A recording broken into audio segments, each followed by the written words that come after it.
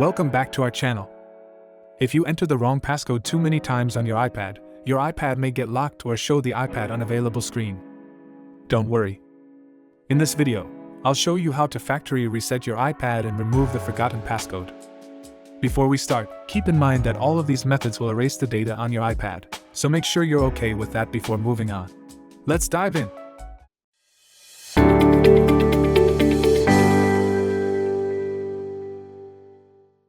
Method 1. Use the Forgot Passcode button.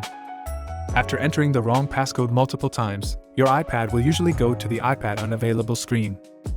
At the bottom, you should see a Forgot Passcode button. If it's not showing up, make sure your iPad is connected to Wi-Fi and check again. Next, sign in with your Apple ID to erase all content and settings and remove the screen lock. Once the reset is finished, your iPad will restart automatically. After that, you can set it up as a new device or restore your backup from iCloud. Method 2. Factory reset iPad using Find My. For this method, your iPad needs to stay powered on and connected to the internet. Then grab another Apple device signed in with the same Apple ID. Open the Find My app, select your locked iPad, then tap Erase this device. Follow the on-screen instructions. After signing in with your Apple ID, your iPad will automatically start the factory reset process.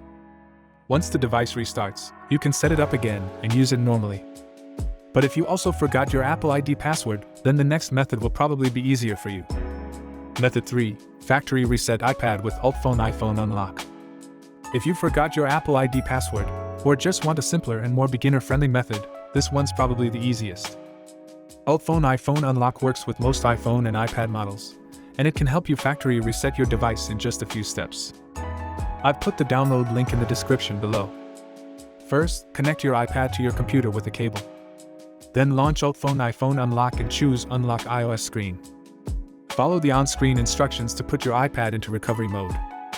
Press volume up, then volume down, and hold the power button until the iPad turns off and enters recovery mode. Next, download the required firmware package. Once the download is finished, click Start to begin the reset. The whole process usually takes around 10 minutes. After your iPad restarts, the factory reset will be completed. Then you can set up your iPad again, create a new passcode, and start using it normally. Pretty simple, fast, and honestly super beginner-friendly.